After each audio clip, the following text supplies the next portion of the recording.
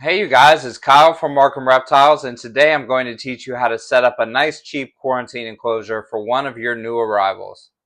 I had to set up these new enclosures for two new ball pythons that we're going to be grabbing from Showcase Serpents, who are absolutely wonderful people that we completely trust, but we just quarantine every single animal that comes in here at Markham Reptiles because it's super important to do so.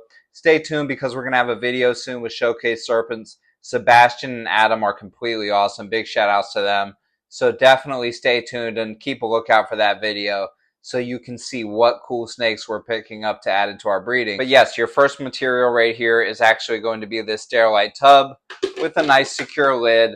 I like ones that lock on the side like this, and that way you make sure you're not getting any escapes, and you can just buy that right at Walmart. Your next material is going to be this reptile heat mat, and I literally got this off Amazon. I'll go ahead and link that in the description. And then we have some heat resistant aluminum tape right here. I got this off Amazon as well. I will link that in the description.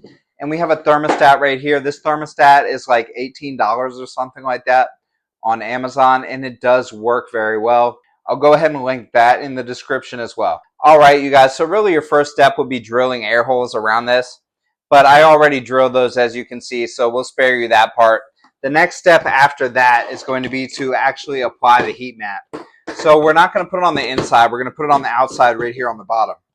And heat mats are really made for glass, so it's not going to work as well with plastic. And that's why we have our heat resistant tape here, to help make sure that it's nice and secured on the bottom of this enclosure right here.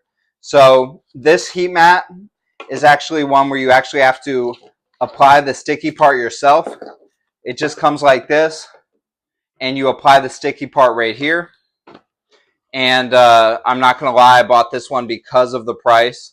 I don't necessarily like that you have to apply the sticky part, but it's not really that big of a deal either. It's not very difficult to do. So I'm just going to go ahead and apply that right here.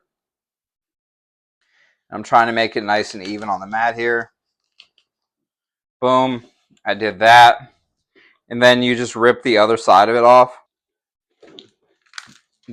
Boom, I've ripped the other side of it off. Now we have a sticky heat mat. So I basically just applied the sticky part myself. And I'm going to try to make it so that the hot spot is on one side of this enclosure. So I'm not going to put it like this where it would cover the entire enclosure. I'm going to put it on the bottom like this. And I'm going to try to stick it as best as I can. But like I said, you don't have to overly worry about this part. We're going to be using this aluminum heat resistant tape to make sure that we're completely good as far as the security of this mat on the bottom. So I'm basically going to just start securing this mat using our heat resistant tape.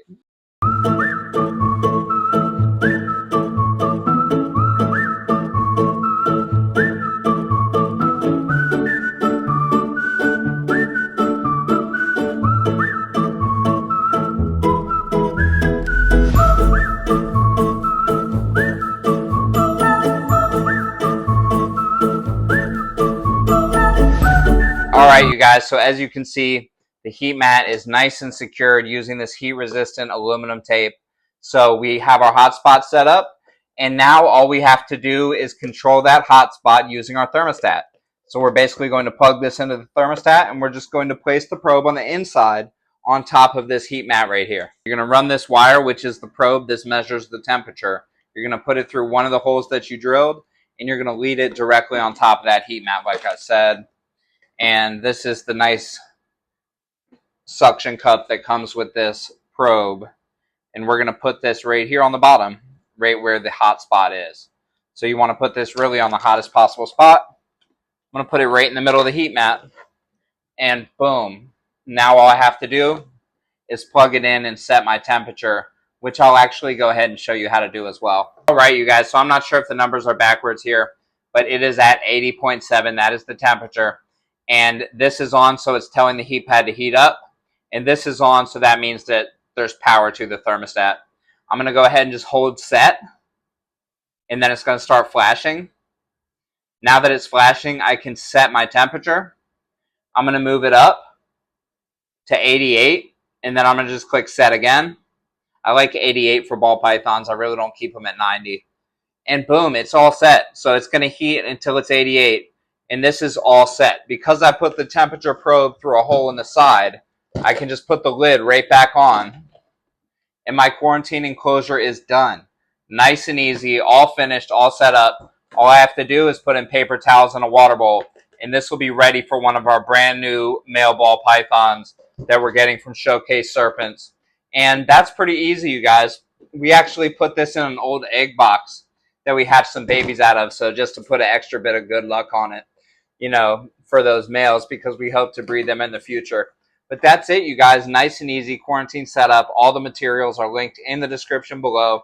If you want to support us, Markham Reptiles, go ahead on Patreon, and you can actually sign up as a free member, so there should be nothing stopping you from supporting us.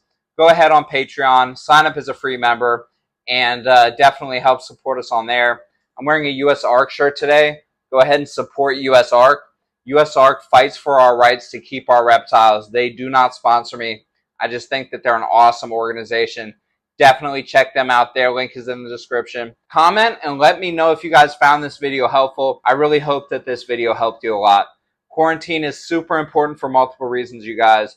You don't want any diseases coming in to affect your animals. So if you can't afford a rack like this to use for your quarantine, the next best thing to quarantine individual animals when you're not bringing in a whole bunch is these right here. Because this whole setup was less than $50, and a rack like this will cost you more, around the $500 mark once you add all the tubs and everything like that. So hope that helped you guys, and you guys have a wonderful day. Shout outs to you from everyone here at Markham Reptiles.